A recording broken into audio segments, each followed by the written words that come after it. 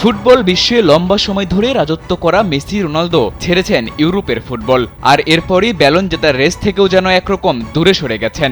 সবশেষ ব্যালনের সংক্ষিপ্ত তালিকায় ছিল না এই দুই মহাতারকার নাম। তবে মেসি রোনালদো না থাকলেও তাদের উত্তরসূরিদের মধ্যে এই পুরস্কার জেতার লড়াই বেশ জমে উঠেছে। গেল বছর ব্যালন পুরস্কার নিয়ে রীতিমতো তুলকালাম কাণ্ড ঘটে গেছে।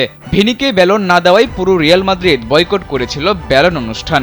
বিশ্বের নানা প্রান্ত থেকে ফুটবল বোদ্ধারা সমালোচনা করেছিল পুরস্কারটির। তবে এবার কি ভিনির হাতে উঠবে মর্যাদাপূর্ণ এই পুরস্কার?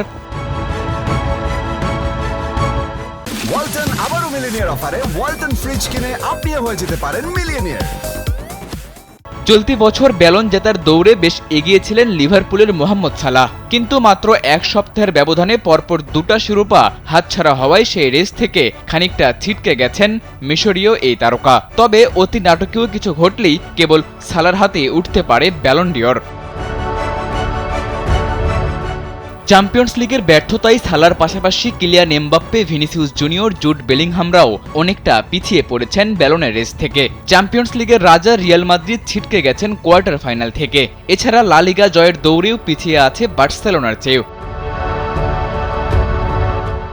তবে ভিনি এমবাপ্পেদের সামনে আরেকটা সুযোগ থাকছে ব্যালনের দৌড়ে নিজেদের এগিয়ে নেওয়ার। চলতি বছর ক্লাব বিশ্বকাপে খেলবে রিয়াল মাদ্রিদ, যেখানে বার্সেলোনা আবার শুধুই দর্শক। তাই সেই টুর্নামেন্টে অতি মানবীয় কিছু করতে পারলে ভিনি এমবাপ্পেদের সামনেও সুযোগ থাকবে ব্যালনকে ছুঁয়ে দেখার। সময়ের অন্যতম সেরা তারকারা এই রেসে না থাকলেও এবার ব্যালন জেতার দৌড়ে বেশ ভালোভাবেই নিজেকে এগিয়ে রেখেছেন রাফিনিয়া। ক্যারিয়ারের সেরা সময় পার করছেন ব্রাজিলিয়ান এই তারকা। বার্সেলোনার জার্সিতে আছেন অবিশ্বাস্য ছন্দে। চলতি মৌসুমে বার্সার হয়ে ৪৮ ম্যাচে ৩০ গোল ও ২৩টি অ্যাসিস্ট করেছেন এই উইঙ্গার। পরিসংখ্যানের বাইরে ম্যাচের প্রভাব বিবেচনা করলেও বাকিদের চেয়ে ঢের এগিয়ে আছে রাফিনিয়া। এখন দেখার বিষয় রাফিনিয়া এই পারফরম্যান্স ধরে রাখতে পারে নাকি ক্লাব বিশ্বকাপে অতি মানবীয় কিছু করে ভিনি এমবাপ্পেরা ছিনিয়ে নেয় ব্যালন ডিওর। সাদাতুর রাফি, কালবেলা।